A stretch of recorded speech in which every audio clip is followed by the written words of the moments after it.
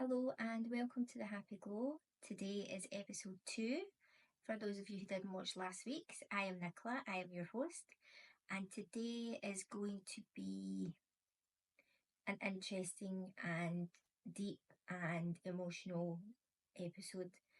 I didn't really know which episode I wanted to do next, and I was driving to work and this one came to me and I thought I really don't want to address this, but I'm doing what I'm called to do, so here I am. This is a trigger warning. I will be discussing body image and I will be discussing weight loss and I will be discussing eating disorders and everything that goes along with all of that. And here we go. The reason for me addressing this in this episode is because I'm currently going through it right now. I unfortunately have hurt my knee and I'm not able to work out at the gym for a couple of weeks, and I'm really struggling with my body image and how I'm viewing myself and lack of confidence and how I feel about my body. So what better time to discuss a topic like this than when I'm going through it? At the moment, and I must preface this by saying that I love myself, genuinely love who I am. I have always struggled since I was 11, 10 or 11. I've always struggled with my body image, and my first memory is of when I was at a sleepover with my friends, and I was the first out of my friend group to need a training bra. So I stayed over and I obviously had my training bra, and it was a topic of fun, but it made me feel very self-conscious. And it didn't stem from that. It was just the first instance I recall. And at the moment where I am now, it's completely different from where I was then.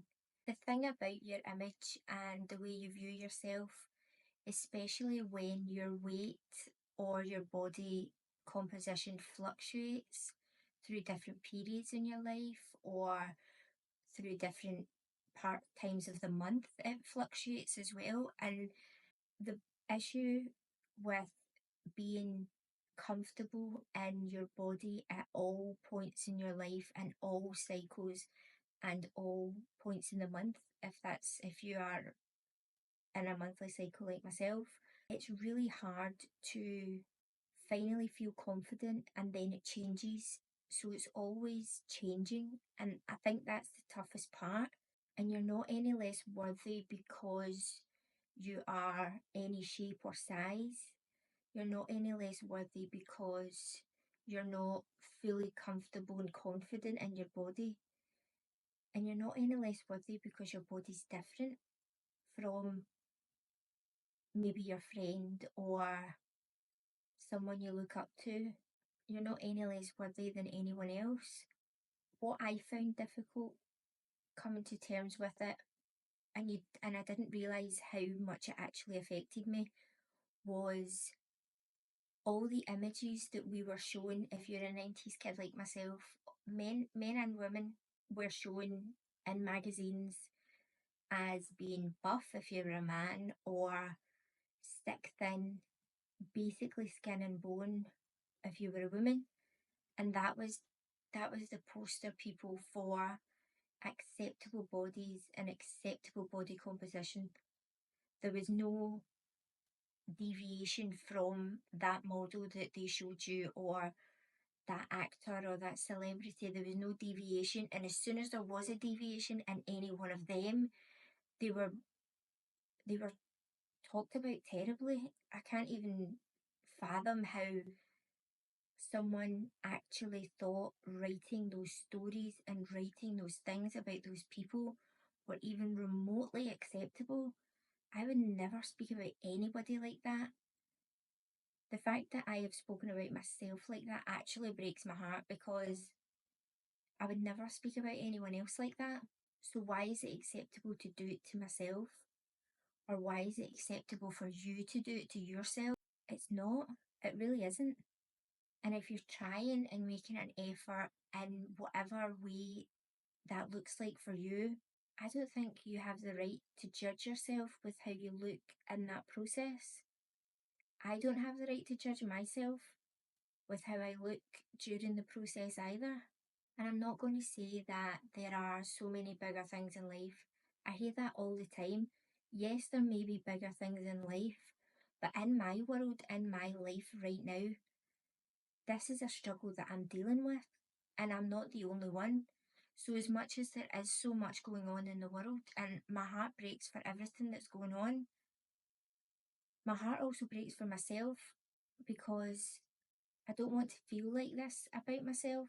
And anyone that is going through this, you don't want to feel like that about yourself. I know you don't. We don't want to break ourselves down every day, look in the mirror, not like what we see, go out not feeling confident, not feeling our best selves because we have a little unwanted weight somewhere. It's hard. And I recall my first time feeling like I hated my body was I came back from a 2 week holiday, and granted I didn't do myself any favours because I think I ate pizza every day for lunch, and then I also had a dinner on top of that. So I ate a lot. I ate a lot of bread, just as you do, especially when you're young. It's like, ooh, food, yum. And I came back and I was starting first year. And I came back from that holiday and I had to go clothes shopping for my school clothes. I had the worst experience trying on clothes. Nothing fit. I was uncomfortable. The body that I was walking around with was completely foreign to me compared to what I went 2 weeks ago with. And I seen everyone else in trying on clothes, and it doesn't help that the sizing for women is absolutely diabolical. I don't know who's making them or who's choosing the sizing, but every place you go into, you're a different size for jeans, different size. You can't just be one size in every single shop. Doesn't make sense to me.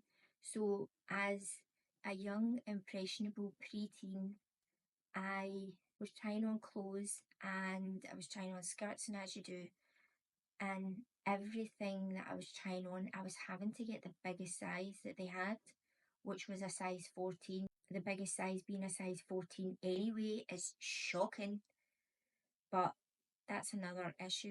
So when I was trying the clothes on, from what, well, depends what shop I was in, mind you. I was a size 10 when I went on holiday, and a size 14 when I came back, which now that I'm thinking about it is absolutely outrageous because there's no way in 2 weeks, there's absolutely no way sizing was wrong. But aside from that, I tried the clothes on, so I was starting first year, which is a scary experience for anyone. Never mind when you're going into that environment, feeling like you don't fit in your body, feeling like you don't recognise yourself. You're going into an environment that you don't recognise anyone and you don't recognise yourself as you take those steps. And that was tough. And I spiraled from there. I did naturally lose some weight when I got back to my eating that I was doing normally, but in the process of gaining so much weight so fast, I now have stretch marks on my inner thighs. But I'm not actually bothered about the stretch marks. That's never bothered me. It's a reminder for me every time I look at them how I felt then. As a year or two passed, I recall the obsession with losing weight or being slim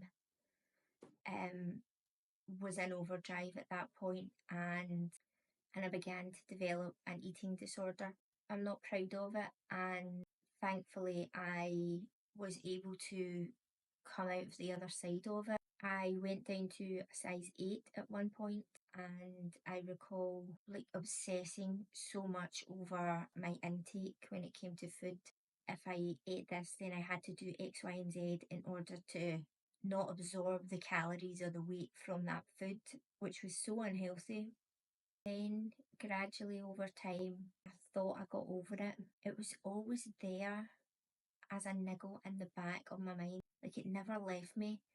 But the thing with not feeling confident physically and not feeling confident internally, when both of those feelings collide, it can be extremely detrimental to the person feeling those feelings.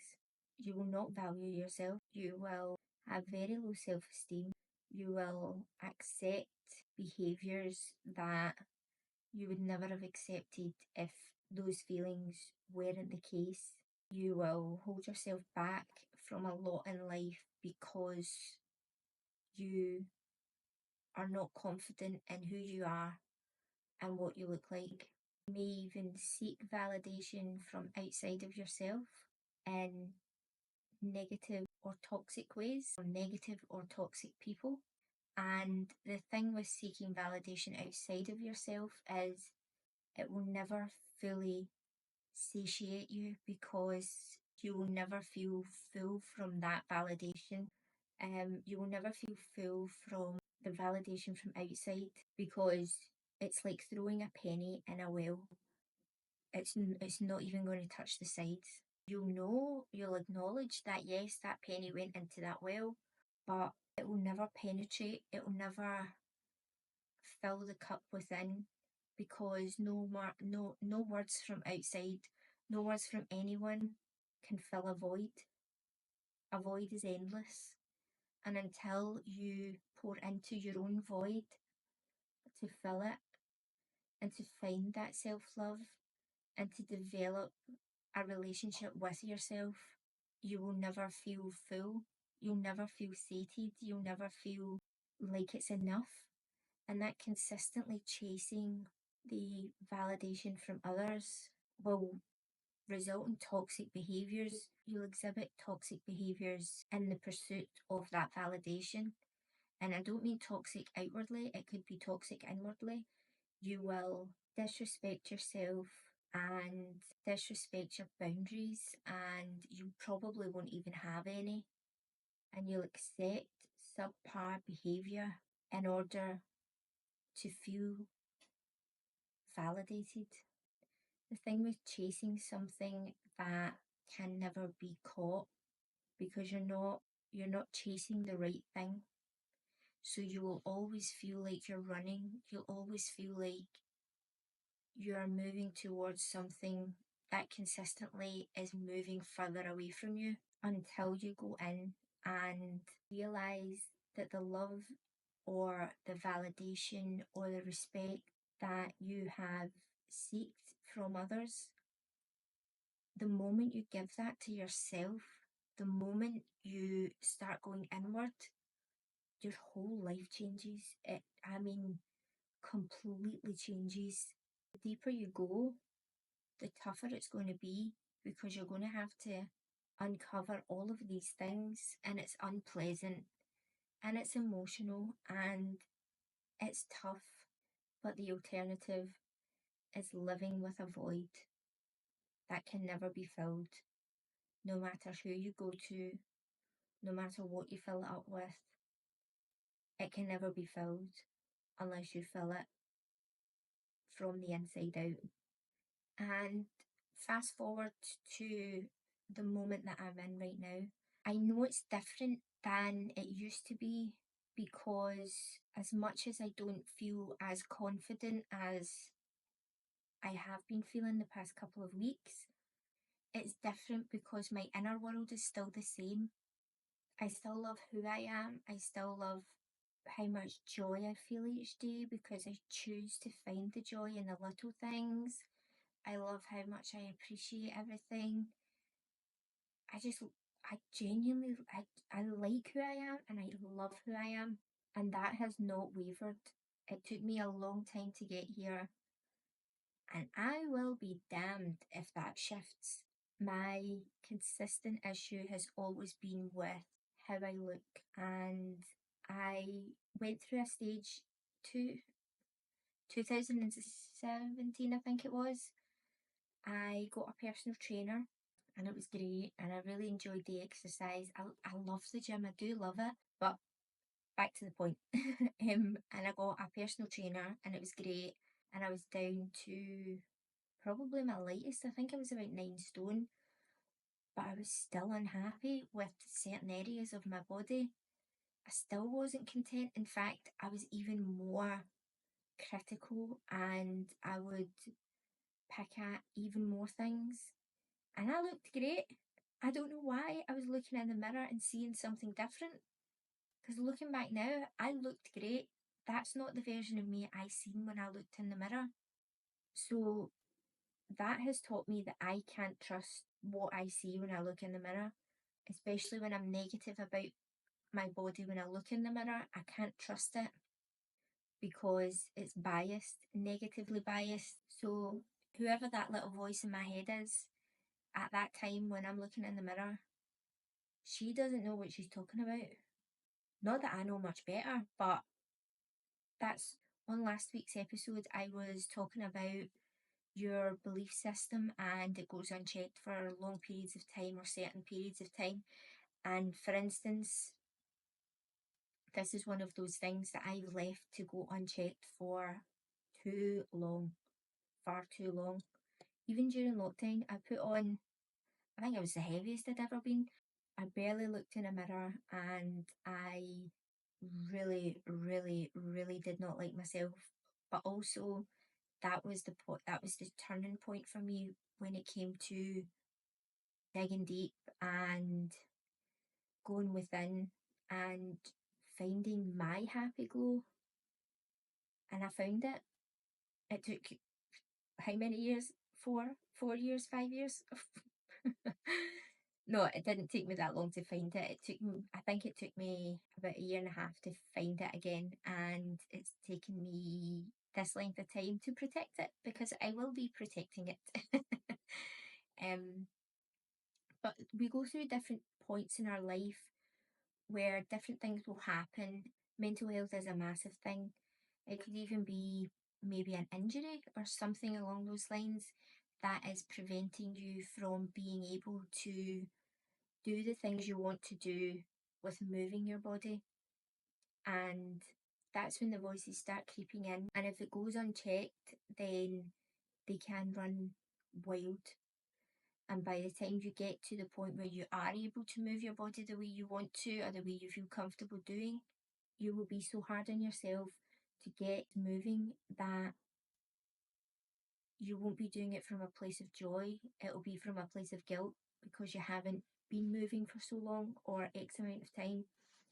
I am slowly learning that I don't need to be doing in order to be worthy.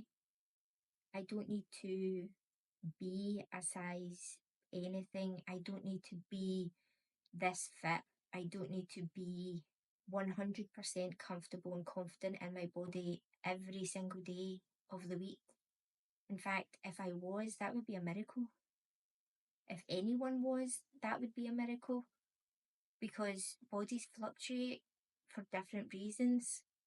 Feeling like this about yourself is hard. The biggest shift, I believe, is the reason why you do what you're doing. If you go to the gym, why? If you're doing it to lose weight, for me personally, that is a negative environment for my mind to go.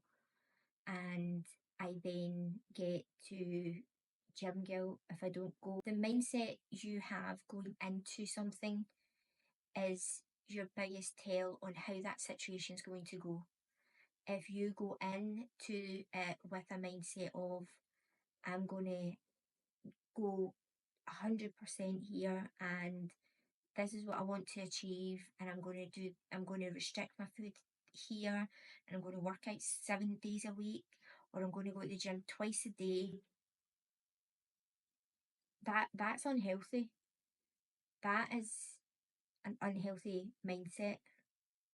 I understand the certain athletes and stuff. I'm not talking about them.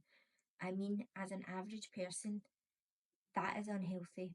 I'm going to circle back to when I was talking about the love within that you have and filling the void so that you feel full on the inside, because that's the biggest shift that you deserve. You deserve it. And the work is tough, but it's also so beautiful to experience that within, and you don't need to look elsewhere for it because you validate yourself. And the thing with your weight fluctuating or your body fluctuating, or you're able to exercise or you're not, or you don't want to, you don't need to want to, you can just not. That's absolutely fine. I did not for a while, but I do enjoy it, so that's why I go. But having that love and fullness from within, you still love yourself, that never shifts. Although mentally sometimes you're not as nice to yourself as you should be when it comes to when you look in the mirror, but you still love yourself, that doesn't change.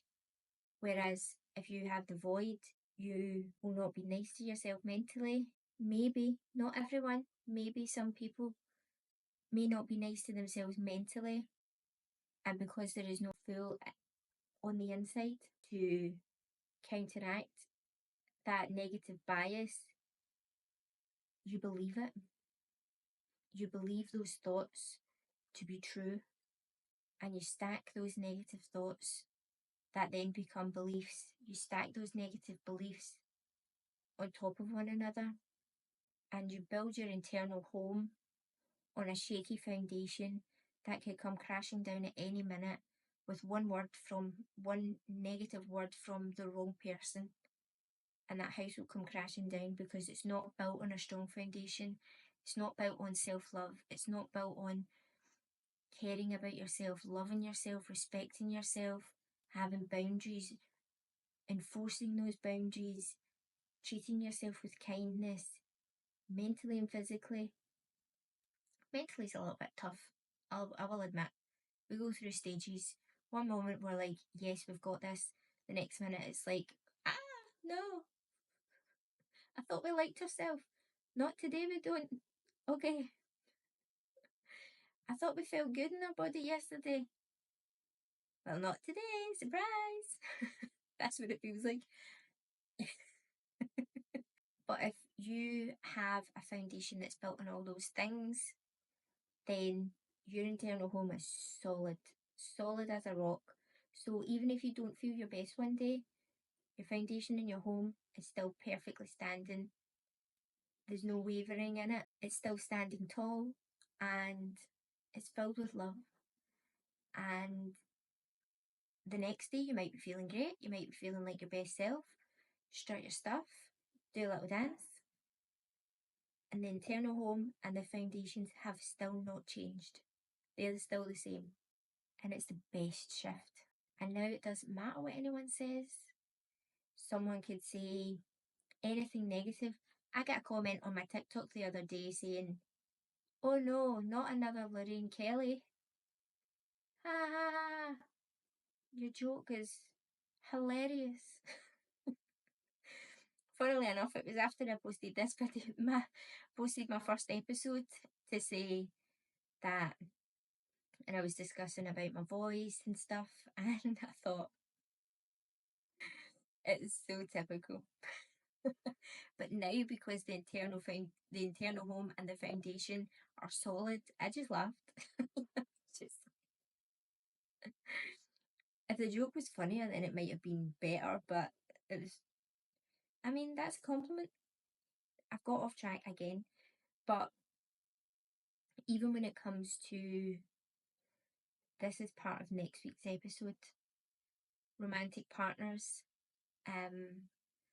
When it comes to romantic partners, because your foundation and your internal home is solid, you will not be seeking their validation, and you won't disrespect yourself by entering relationships with people that they're walking red flags, they do not respect you, and they breadcrumb you. You will not be willing to entertain that. Whereas before I did, definitely, definitely, we learn from our mistakes so we don't make them again. Or maybe we learn from our mistakes and make them a couple of times and then learn from them, which is in my case. But that was quite a heavy episode today.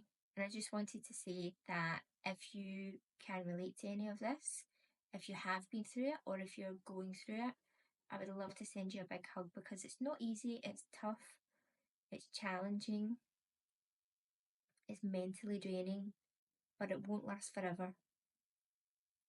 It will change, it will shift as you evolve and grow. If you're on this journey, the journey of healing, it will shift and it will change and you will accept and love yourself. And your home and your foundation will never waver, no matter how you feel about yourself from day to day. And that is the end of episode 2. I can't believe it's episode 2. If you stayed to the end of the episode, please leave a comment and let me know how you found, if there was anything resonating with you. And I will see you next week for episode 3. If you would like to follow me on social media, all of my accounts are linked below. And I hope you have a wonderful day, and I'm proud of you, and be kind to yourself.